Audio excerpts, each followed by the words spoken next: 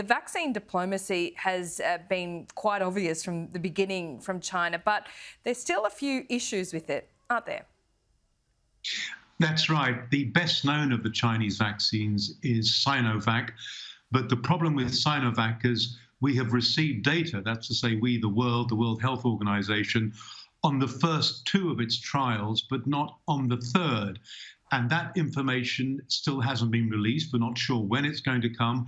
And that's the problem. That's the hesitation that the world has with the Chinese vaccine. We know so far that it has an efficacy rate of about 50%. The other advantage or disadvantage of Sinovac is that it can be stored at very low temperatures. That's a big selling point. It can be stored at basically fridge temperature, which is a big advantage to people in developing countries. But it's not so attractive to people in other parts of the world. But, it has to be said that, that there is this big divide between rich countries that can afford to get things like the Pfizer-BioNTech vaccine and poorer countries that will simply take what they are given. Case in point is the Philippines. At the moment, the Philippines is involved in a maritime standoff with China that is widening, but China has just delivered 600,000 doses of the Sinovac vaccine to Manila. So it's going to be very difficult for Manila to keep up its criticism over China's policies in the South China Sea because it's dependent on China for that vaccine. Adrian, how effective is this vaccine diplomacy? Because here in Australia, we often do talk about it and do the reporting around China's influence in the Pacific. But the rest of the world knows that wherever the virus came from, it came out of China. Perhaps not a lab, perhaps the wet market. But how much damage has that done to China's reputation and therefore its vaccine diplomacy?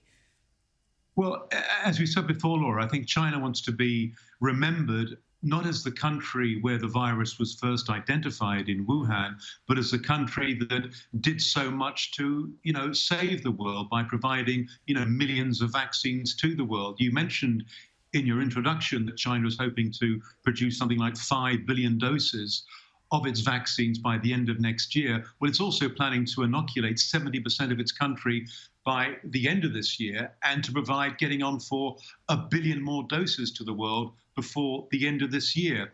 At the moment, China is still not allowing people to go into its country who have received vaccines other than the Chinese vaccine. But I think that's going to have to change because, next year China is hosting the 2022 Winter Games. And of course, athletes going to China will have received vaccines largely produced by European, US, and also Russian manufacturers. And what about their quiet, well, not so quiet, really, incursion into Hong Kong? Is that bubbling along as it has been in previous weeks? We haven't checked in with you with that in a while.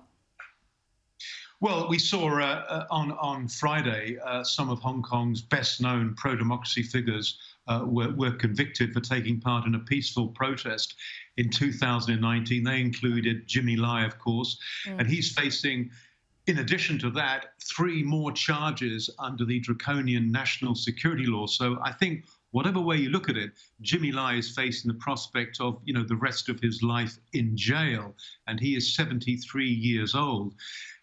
Almost the entire leadership of the pro-democracy camp have now either found themselves in jail, under arrest, or have fled the country in exile.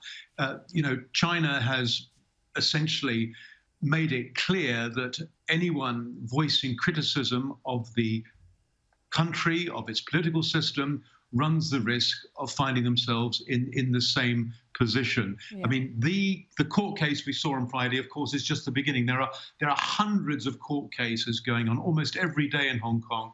There is a court case involving somebody who took part in the protests in 2019 and 2020, and they are going to go on for months, if not years.